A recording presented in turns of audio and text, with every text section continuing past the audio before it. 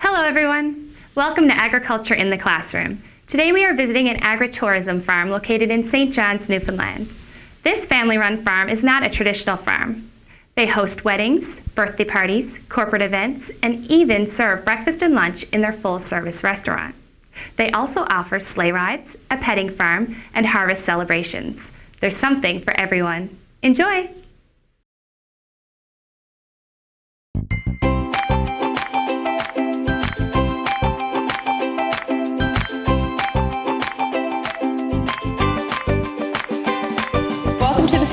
You're now meeting two farmers. This is Farmer Jim and I'm Michelle. We've been farming together for 20 years and we're quite happy here on the farm. We've been able to raise our 3 children and start a successful farm, and we look forward to years to come. Our farm is a diverse operation. It consists of livestock, vegetables and flowers, but our main focus of late has been on agritourism. Agritourism is a tool that we use as farmers to increase the value and return on products that we produce on our farm. We were open seasonally in the past, but now we're open year-round. We have a restaurant that opens on the weekends where we serve our own vegetables that we produce here on the farm. And we also cater to weddings, events, anniversary parties, and we do children's birthday parties. Even in the winter, we'll have sleigh rides and winter activities here on the farm. And of course, the purpose is to bring customers to our farm so we can sell them the products that we produce on our farm. In addition to the sleigh ride, they get to come back here in the chalet, and we'll have fresh baked cookies and hot chocolate, and of course, there's always Jig's dinner and everything else that we produce here.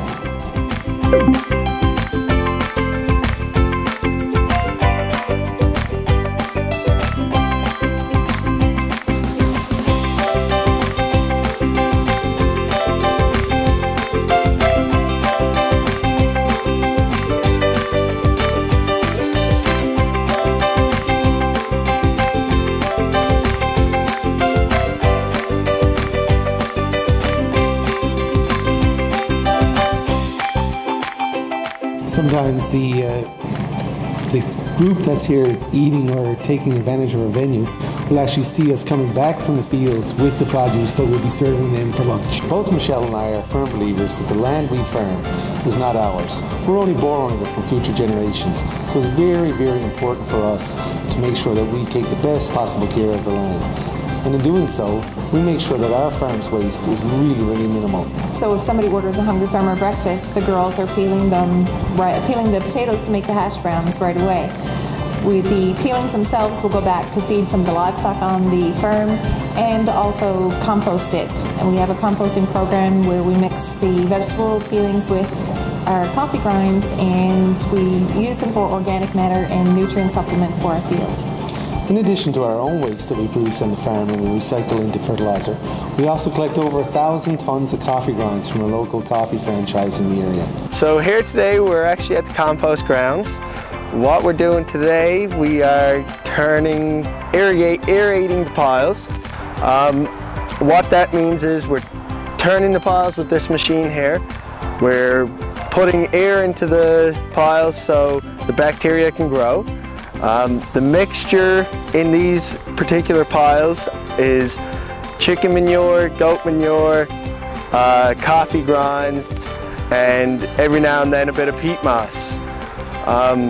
These piles here are about six months old. They're just about the right moisture level.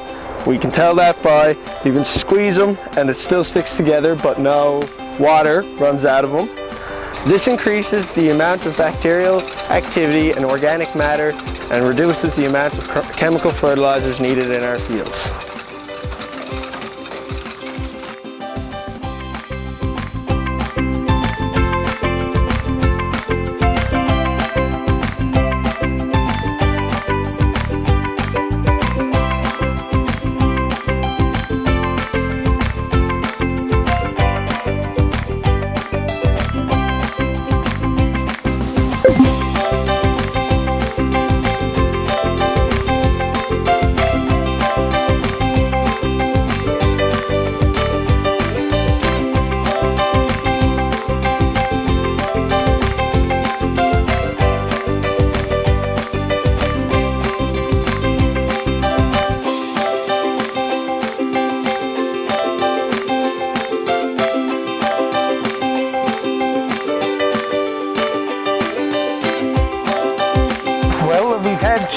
I guess, for almost 15 years now.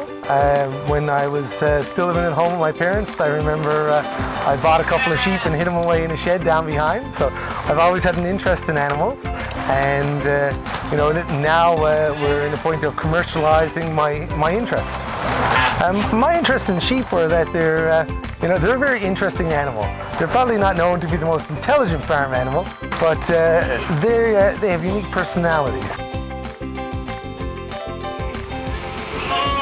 The baby piglets, they're about 2 weeks old. They were born on Monday. There's the mom there.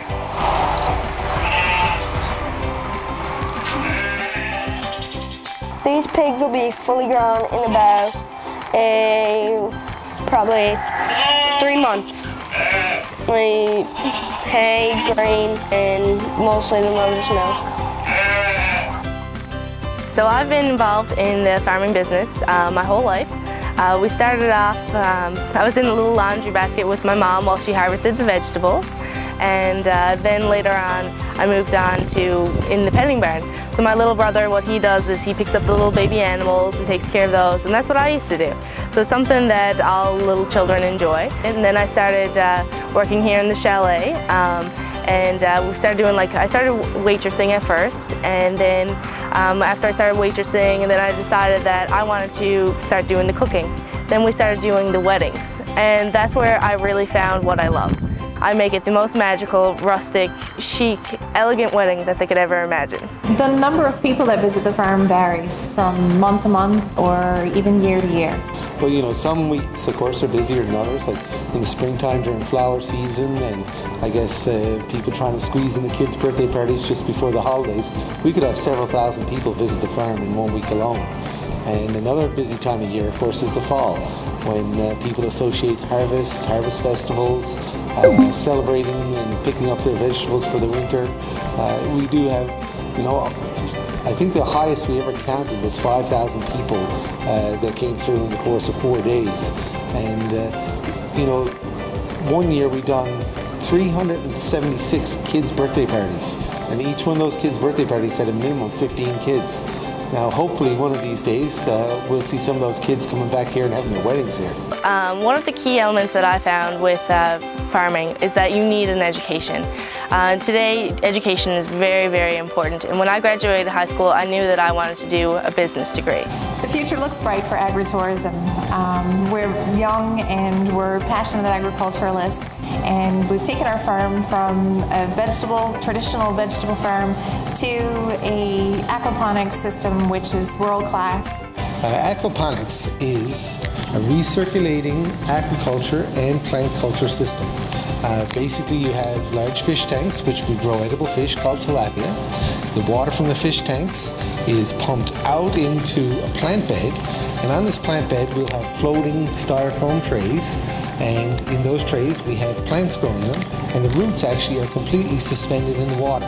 Now the purpose of that is the plants actually clean the water of nutrients which the fish produce.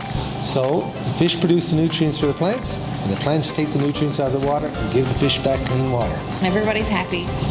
I certainly do recommend a career in agritourism. There are such a mixture of specialists needed on a farm, extension services, and on the farm itself. We have scientists, we have marketing and sales, we have decorators, florists, we have farmers, and all sorts of careers. Some of our employees stay on the farm, and some of them will venture off and start farms of their own, and we're very glad to see that. And they're all essential to the prosperity and growth of our farm.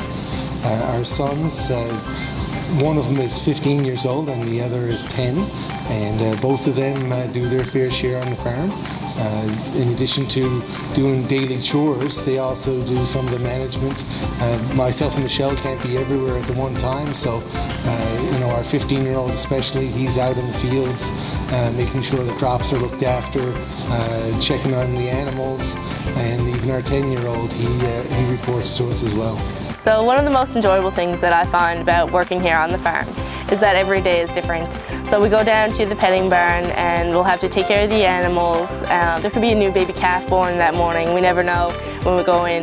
and then we'll go out into the fields, and like it's just amazing watching that one little seed grow into this big, beautiful plant, and knowing that that one plant can feed a whole family.